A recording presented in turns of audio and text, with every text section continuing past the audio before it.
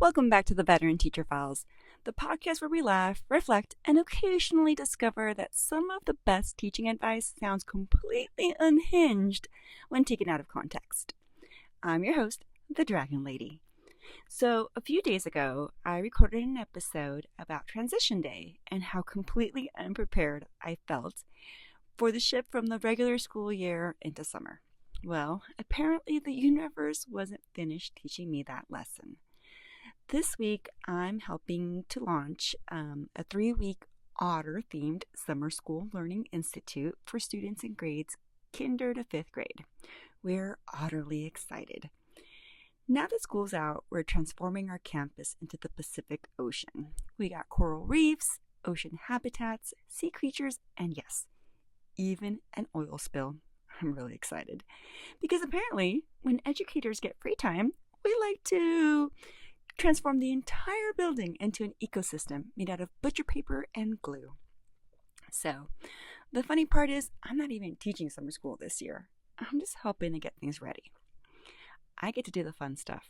I also get to do some of the behind the scenes stuff like making phone calls and invitations and copies. But this week I get to do some of the fun things, the decorating. So I'm here and I'll be here for the week before I float on to my next assignment. And this week I found myself kind of bouncing between decorating classrooms, some planning sessions, and some meetings. And one of those meetings was this morning, and it started off as an art planning meeting. Pretty straightforward. We were meeting to talk about an art project that we thought we needed for our summer school curriculum, but it turns out we don't need it after all.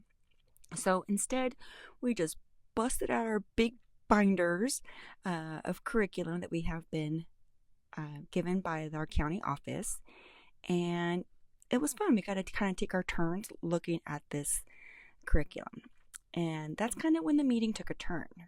Now, sitting at this table are two educators I have tremendous respect for.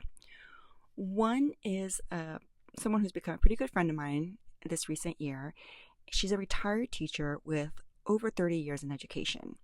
And I shouldn't call her retired. She's like technically retired. On paper, I'm sure she's retired. I know she's being taxed like a retired person. But you know how we do.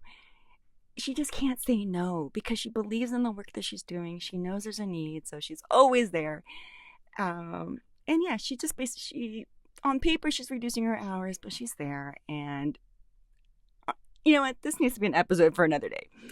The second person at the table is an art teacher who is just the bomb. I think she's phenomenal. She helps out with our after-school intervention programs. She's a constant advocate for integration of art into the classrooms. She knows all the cool art terms or like art education terms, and I always see her planning with teachers. So she doesn't just talk the talk, she walks the walk. I always see her planning with teachers on how to incorporate art into the classroom, into all the different domains. So yeah, just watching these two teachers is just inspiring. So I'm sitting here with these two people that I consider educational heavyweights. And for once, I just get to listen, which was perfect because I was also adding items to my Target cart. Since I'm not actually teaching or running summer school, I'm just kind of here helping. I, kind of had my phone out and I'm adding hair gel for my son, some acne wash for me, the essentials. And the art teacher's flipping through the binder and she's like, oh yeah, I know this is the same teaching and learning cycle that I use in my classroom. And so the conversation starts shifting from an art project to the importance of building background knowledge, which is something I find very interesting. So both teachers are just going at it in this rich conversation, and we're talking about how we can't just throw information at kids and expect it to stick. Just like we can't just throw information at teachers and expect it to stick. We have to attend the same training and hear it a few times. We have to get into it, but you do want to build a curiosity, and we do want to build an understanding. We only got 3 weeks here. And so we're nodding, and I'm nodding along as I'm simultaneously adding shampoo to my cart. And then I hear this sentence come out of my friend, the retired teacher. And I've heard her say this before, but it always just renders me silent every time I hear her say this. So we're talking back and forth, and then she goes, something, something, something, open your mouth and slit your throat. So again, for context, this is the sweetest, one of the sweetest, nicest people I know. So for her to come out with such a gangster phrase at like 10 a.m. on a Tuesday morning, I was like, boop, stop. What did you just say again? So, yes, if when you're sitting in a curriculum meeting and a teacher just casually drops, open your mouth, slit your throat, you kind of stop what you're doing and you pay attention. So the art teachers, I've heard my friend say this phrase before, but my art teacher friend here has not. And I look over in her direction and her eyes are like, what? What are you saying? And so my friend, the retired teacher, goes on to explain that teachers can sometimes sabotage themselves by over explaining, over directing, over complicating, over talking.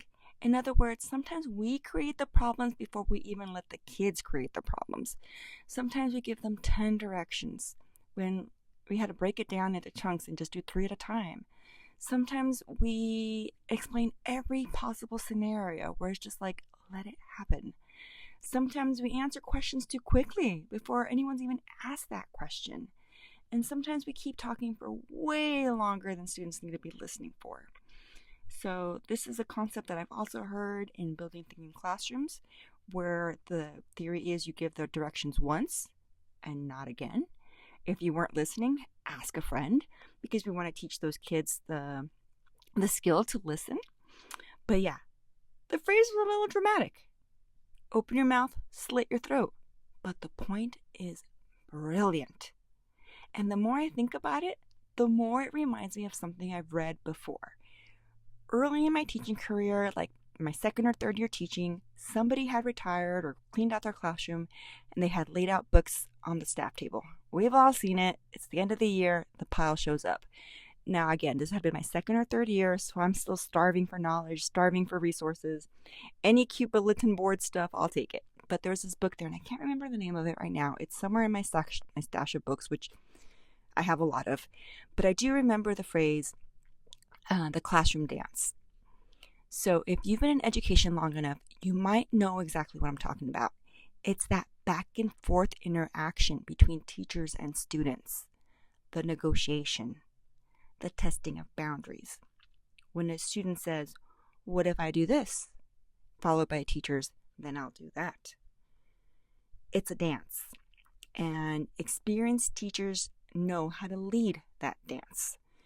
And the funny thing is, I just saw the dance happening in my house this weekend. Now, it happens all the time. I saw it in the classroom with the kids this last weekend as we did our transition day. But this weekend, I saw it with my own child, who's almost 4 years old. He was negotiating with my husband, and both of them are in the hallway going back and forth, back and forth, back and forth. And I heard it, and so I kind of just stepped in and was like, hey, Dad said no, stop. And then I looked at my husband. I was like, why are we negotiating? And he was just like, oh yeah, duh. And then I told him about the classroom dance. So funny to hear my friend saying it today. And the point is, when you've been a teacher long enough, you start seeing the student behavior almost everywhere. You see it in your home. You see it at church. You see it in the grocery store, in family gatherings, at restaurants. And you realize that what you're doing is over-explaining sometimes. And that invites a dance that we don't want to get into. So, a simple direction becomes a debate. A straightforward expectation becomes a negotiation. A 30-second explanation becomes a 5-minute conversation. And suddenly, we're exhausted before the lesson has even begun. And that's the wisdom my retired friend was sharing. Not that students shouldn't ask questions. Not that background knowledge isn't important. In fact, background knowledge was exactly why we were discussing this. The lesson was that there's a difference between building understanding and burying students under the information.